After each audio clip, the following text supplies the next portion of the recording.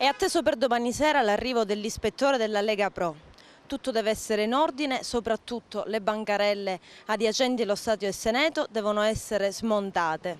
Martedì c'era stato il sopralluogo di questore, prefetto e sindaco di Agrigento. Si è trovata una soluzione alternativa, ovvero quello di far smontare le bancarelle e trasferirle tutte nell'area qui adiacente allo stadio, ovvero Piazzale Ugo La Malfa.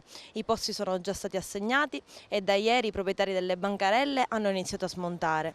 Stamattina c'è chi è chiuso e ha quasi completato di smontare, chi sta lavorando ad esempio vendendo la frutta e nel frattempo smontando parte della sua bancarella, ma c'è anche chi non ha la forza né economica né fisica per smontare né per lavorare. Io questa mattina sono chiusa perché non ho neanche la forza di lavorare. Mi stanno distruggendo, sta storia mi sta distruggendo. Io ho parlato col prefetto, gli ho chiesto di aiutarmi perché io non posso smontare.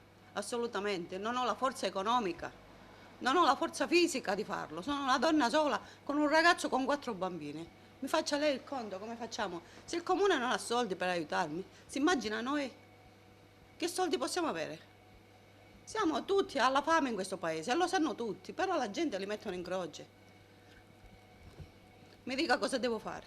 Ho parlato, stamattina sono andata a parlare con questi della Lega, sperando che mi danno una mano. Io non lo so cosa devo fare. Ho fatto di tutto, signora. Di tutto, mi creda. Ho chiesto un posto di lavoro. Niente, questo non c'è, quello non c'è. Mi dica cosa devo fare. Avete iniziato a smontare? Sì, abbiamo iniziato ieri a smontare. Speriamo, abbiamo restato di sabato, ma sabato forse non ce la facciamo perché dobbiamo fare un'altra baracca. E per fare un'altra baracca ci vuole tempo. E allora dobbiamo montare così, senza ombrellone, senza niente, all'aria aperta. I posti sono stati già assegnati? Poi ci sono state già assegnate, però non sappiamo la baraccarella quanto deve essere alta. Perché se quello là era più bassa, l'altro la più alta, che facciamo? Facciamo a scala, dobbiamo fare tutto uguale.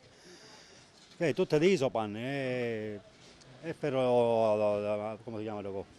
Zincato. La nuova bancarella sarà più piccola? Sì, 60 metri. Che ne pensa di questa storia? La storia è quella, dico che la Lega qua deve andare avanti e non andremo indietro, perciò dobbiamo stare ai loro ordini. Va? State smontando voi titolari delle attività? No, purtroppo abbiamo preso alcuni operai specializzati per smontare l'imbaccatura perché si tratta di ferro e copertura di tetto, perciò abbiamo bisogno degli operai che siano specializzati. Purtroppo a spese nostre in questa situazione ci troviamo di crisi e non so se speriamo che il signor Sindaco, il municipio ci aiuti a dare delle sovvenzioni per aiutarci, perché ora la baracca che dovremmo montare nei nuovi posti si tratta che sia tutta a norme CE, perciò i costi sono più elevati del previsto. Speriamo che ce la facciamo, il disagio si vede, è ben noto, la frutta è messa all'aperto, senza copertura e dobbiamo purtroppo lavorare. Non possiamo fermarci perché sennò le spese degli operai e dei noi stessi titolari non possiamo neanche prenderle. Anche lei sta smontando e si sta spostando? Sì, sto smontando e sto spostando perché purtroppo, dici che per la legge, purtroppo dopo 22 anni che siamo qua solo con il negozio fisso, ora dobbiamo andare via. Purtroppo, e c'è una spesa da 3.000 euro, chi me le dà queste? Ci hanno sistemato là, sì, ancora dobbiamo da vedere, purtroppo.